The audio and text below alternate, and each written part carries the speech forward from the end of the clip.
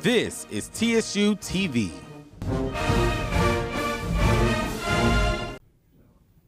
Coming up on TSU-TV News at midday, a Tennessee school board member is in hot water after comments made in a meeting. Find out what happened coming up.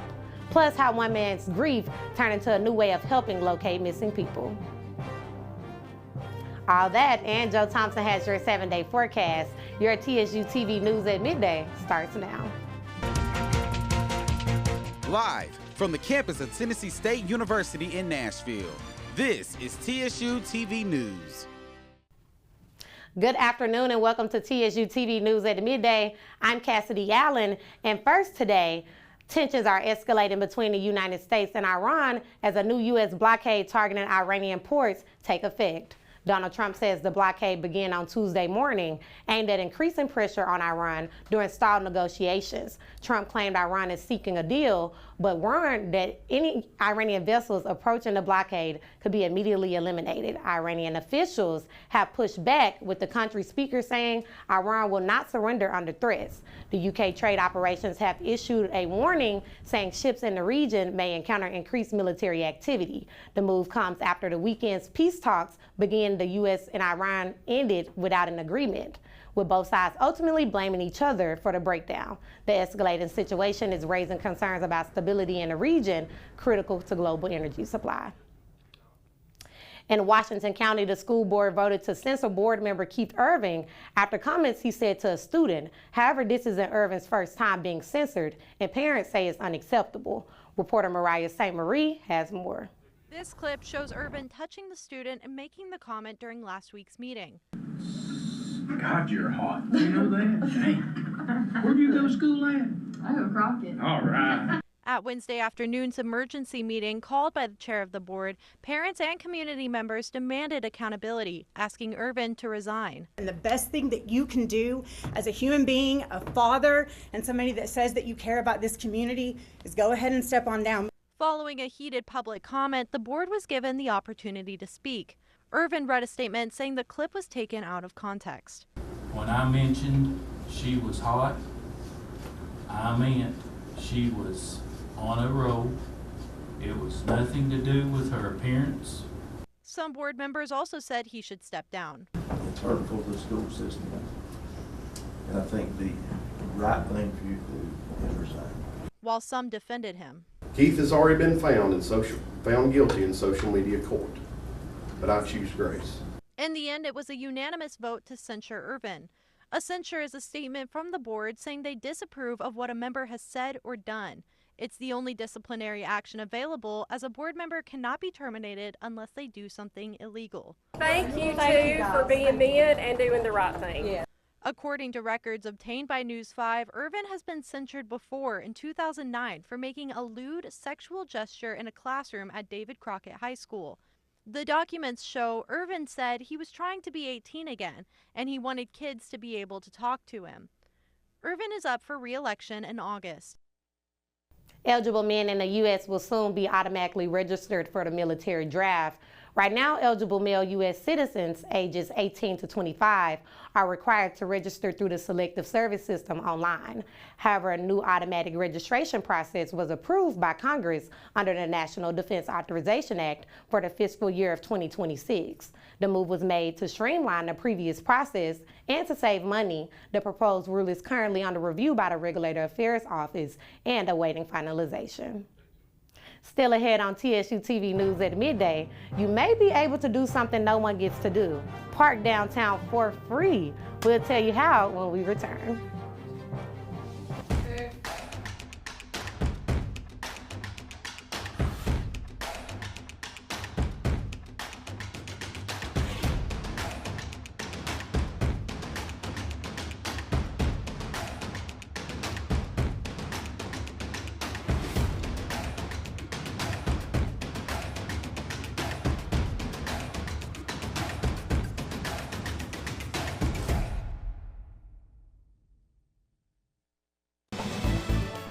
You're watching TSU-TV News. Recently, many Metropolis customers had been overcharged for parking. As a result, an agreement was filed in court requiring Metropolis to pay the state $6.5 million. The majority of the money will be given back to customers that never received the refunds, dating all the way back to July 1st of 2021. While Metropolis is paying back for parking mishaps, they also created a program allowing customers to receive free parking for several of their Tennessee locations. Metropolis is offering drivers a promotional code for free parking at select lots. Each driver can use the code, valued at $15, up to 2 times to claim your free parking. Visit www.metropolis.io. A proposed water bill credit for Nashville residents has failed, drawing a strong reaction from the city's mayor. Freddie O'Connell is criticizing the Metro Council after it voted a down plan that would have given residents about a $26 credit on their water bill. The proposal was meant to provide relief following January's winter storm, which left many dealing with higher costs and damages. The measure failed by a narrow margin, with 16 votes in favor and 18 against. Supporters say although the credit would have cost about $6 million, it would have offered financial relief. Critics, including Councilmember Courtney Johnson, argued the plan wasn't targeted enough and could lead to future rates increased. Mayor O'Connell said that the outcome is incredibly disappointing, saying many residents are still feeling the impact of the storm. Apple is aiming for a September launch of its first foldable iPhone, expected to debut alongside the iPhone 18 Pro models. Rumors of delays over designs and durability challenges had circulated, but the device reportedly remains on track with a price expected to exceed $2,000. Apple swallowed Samsung, which introduced its first foldable iPhone, the Galaxy Fold, in 2019. Samsung has since released multiple generations, refining the design and leading the category. When his father went missing, a software engineer in Louisville, Kentucky, created an AI-powered tool that he hoped would help find him. Ultimately, it didn't help find his dad in time, but there's hope the tool can be used to help other families find missing loved ones. DeAndre Turner shows us how it works. The real-time communication really is the biggest part. Code usually solves problems, but for Jerome Parker, it was never supposed to solve this one. It hurts like hell still, but having something like this to work through my grief definitely makes it easier. To me, gives it a sense of purpose. For months, he didn't know where his father was, Jerona J.D. Parker, a veteran, missing since October from Lexington, before being found along the Ohio River in Clarksville in March. But in the silence of not knowing, Jerome started building. The first thing I did was I got these ESP32s that came with these AI cameras and microphones. And I trained some models based off pictures and audio of my dad. He placed them around Lexington in hopes to spot JD. It didn't bring his father home, but it built something else. Project Aziz. Last seen, name. A missing persons platform powered by AI and driven by love. We are looking at Seneca Park. One of your loved ones, if you went missing, they can go on, make an account, put all the details, last seen, photos, videos, et cetera, et cetera. You can also organize search parties. So anytime a tip comes in, it's going to go to the family, and it's also going to go to local law enforcement. Because for Jerome, the hardest part wasn't the waiting, it was the silence. That was my biggest gripe with the lack of communication. Now he's trying to change that, taking what he built for his father and giving it away for free. Even though that the software didn't, work for in my case when we were trying to find my father, I wanted to give it out in case it can help anybody. As he is working with law enforcement to expand the project. Coming up on your TSU-TV News at midday, are we in for another warm week? Joe Thompson has the answer. Stick around. Here's a look at your TSU forecast. Good afternoon, Tigers. It is I, Joe Thompson, here with your weather. As you can see, we have storms tomorrow, stormy Saturday, but we do have a cooler start to next week. As we get into our weather for today, it is mostly sunny with a light layer of clouds with a high of 84 degrees and winds coming from the southwest. Tonight, we have lows of 69 degrees with it being mostly cloudy and winds shifting and coming from the south. Now tomorrow, beware, a 70% chance of rain and thunderstorms with a high of 75, winds shifting back to the southwest and a gust of winds coming at 20 miles per hour. Please hold everything close. Now, I know this week looks like a lot, but don't fear. I, Joe Thompson, your weatherman, is here. Friday, we have a light layer of clouds on Friday with a high of 84 and a low of 68. Saturday, storms, and more storms with a 50% chance of storms during the day with a high of 80 and a low of 50. And storms going overnight into Sunday with, again, a light layer of clouds but clear skies with a high of 62 and a low of 46. Monday, clear skies with a high of 69 and a low of 48. And Tuesday, like little baby would say, Nashville, we are heating up with a high of 75 and a low of 58. I am Joe Thompson, your weatherman. I thank you for having me for the season of Tiger TV News. Signing off. Back to you all in studio. Well, Joe, we really appreciate it. Next on TSU-TV News at Midday, how Tiger athletes are giving back to young students in the classroom. Chante Gayden has that story with your TSU-TV Sports. Now, sports on TSU-TV News.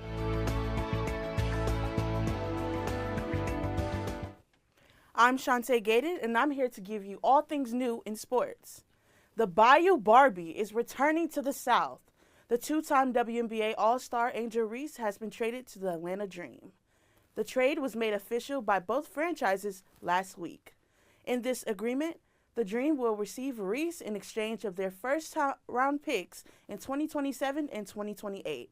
However, the Dream also has the right to swap second-round picks with the Chicago Sky in 2028. In Chicago, Reese led the WNBA in rebounding and averaged 14 points. The Atlanta Dream finished first in the Eastern Conference, but fell short in the first round of the playoffs. Could Reese's defense extend the Dream season? We shall see. Fans will see the Dream and the Sky face off in the season's first preseason game. Dawn Staley, head coach of South Carolina's women's basketball team, responds to Coach Gino of the UConn Huskies. Coach Gino released a statement apologizing for his unsportsmanlike conduct and how he salutes the Gamecocks as they proceed to the finals. Footage shows the coaches arguing and not shaking hands at the end of the game. When the incident was mentioned in the press, Dawn urged fans that she had to focus on winning a championship. After a major loss in the UCLA playoffs game, in the finals, Staley speaks to quiet the noise. Staley says she has a great respect for Coach Gino and how he has advanced the game of basketball. She wants fans to move forward and to focus on what matters most, and that's advancing the game. Students got a hands-on learning experience with some help of college students. TSU-TV's Kyra Smith has the story. For some students, reading doesn't come easy. Keeping them engaged can be a challenge, especially with so many distractions. Juanita Nguyen highlights the impact of technology and how it's changing reading habits for young students. As I think about literacy, things have changed because of the cell phones and the technology piece that children are not actually picking up books. But today, learning looked a little different. At Avenetta H. Davis Early Learning Center, students got a hands-on experience that went beyond the book. The TSU football team stepped in, reading with students and helping bring energy into the classroom. Nikita Thomas emphasizes that learning at this age is about more than just reading. It's about focusing on skills that start early. We're always working at this age on students being able to clearly communicate for themselves and also learning how to get along with others and learn how to problem solve, because these are skills, lifelong skills that are needed, and they start here at the earliest age. Learning doesn't always look the same for every student, and moments like this can help them keep engaged, building confidence, and making reading more enjoyable. For Marquise Jones, the visit was about more than just reading. I wanted to show them that it was still fun in reading and that reading is not boring. For students working to catch up, every little bit of support counts. In Nashville, Kyra Smith for TSU-TV News Network. That's all for your sports. I'm Chante Gayden. Back to Kassidy in the studio. Thank you, Chante, for that update on those sports. Still ahead on TSU-TV News at midday, another achievement for Dr. Dre. Terry Prude explains when we come back. Now, entertainment news from TSU-TV News. What's going on, everybody? It's your favorite entertainment anchor, Terry Prude, and I got all the tea today. Let's go on and jump right in. Layoffs are hitting another Hollywood giant. Sony Pictures Entertainment is cutting hundreds of jobs around the world. The cuts will impact film, television, and corporate divisions as part of a strategic restructuring. In a note to staff, the studio's new chief executive said resources are being moved away from slow growth departments to focus on core franchises and reaching younger audiences. The reorganization also includes merging some departments as Sony works to streamline its operations. The company employs roughly 12,000 people worldwide. The layoffs are expected to continue over the coming months. Meanwhile, in the music world, a huge shakeup for a popular music festival in the UK. The Wireless Festival was supposed to take place in London this July, but now the whole thing has been canceled. As Anna Kubin explains, it's all over rapper Kanye West. A major London music festival has been cancelled after Kanye West was blocked from entering the United Kingdom. Kanye, who now goes by the name of Ye, was set to headline London's 3-day Wireless Festival in July. The announcement sparked outrage over Ye's repeated anti-Semitic remarks, including a song he released last year called Heil Hitler. In a statement, the organisers of Wireless Festival said that Ye's visa had been withdrawn, and as a result, the festival was cancelled. They added, quote, "Anti-Semitism in all its forms is abhorrent, and we recognise the real and personal impact these issues have had." CNN has contacted the UK Home Office for comment. The news comes just a day after major sponsors Pepsi and Diageo pulled out of the event. Now, speaking of shakeups, changes are also coming to late-night television. CBS has revealed what will replace The Late Show with Stephen Colbert. Starting May 22nd, Comics Unleashed with Byron Allen will air in the 11:35 p.m. hour. The show has already been on the network, airing at 12:35 a.m. since last September. After Colbert's exit, CBS will air 2 back-to-back episodes of Comics Unleashed, starting at 11:35 p.m. Funny You Should Ask will take over the 12:35 a.m. time slot. That syndicated game show was created by Allen and is hosted by John Kelly. The programming change comes less than a year after CBS announced the end of The Late Show. The network said it was purely a financial decision. Many critics speculated it was political, since Colbert is an outspoken critic of President Donald Trump. Now, hip-hop music mogul Dr. Dre has made it to the Forbes Billionaires list. Born Andre Young in Compton, California, the now 61-year-old Dre went on to become a world-famous musician, producer, and business mogul. The Grammy-winning artist co-founded Death Row Records, and then he created Aftermath Entertainment, working with artists like Snoop Dogg, Tupac, 50 Cent, and Eminem. He co-founded Beats Electronics in 2008, the company behind the $300 headphones. 6 years later, Beats was sold to Apple for $3 billion. He also gotten into the alcoholic beverage market.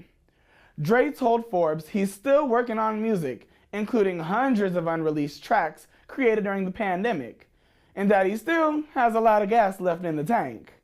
Dre is the second hip-hop billionaire on the Forbes list. The first was Jay-Z. Now, if you out there listening, Dr. Dre, I can use a little bit of coins. I'll take Cash App, Apple Pay, Zelle? Me too. Don't forget I'ma about need Cassidy. that. I got, all forms of payment, okay? All of them. Do you hear me? And then that's it for this segment of TSU-TV News. We do want to thank our professors, Dr. Russell, and Dr. Werner. He's going to kill me for that. Yes, but we do want to say thank you, right? Yes, huge thank you to our cast and crew. Thank you for all of you viewers who locked in with us. Thank you so much. We will see you guys next time. Right.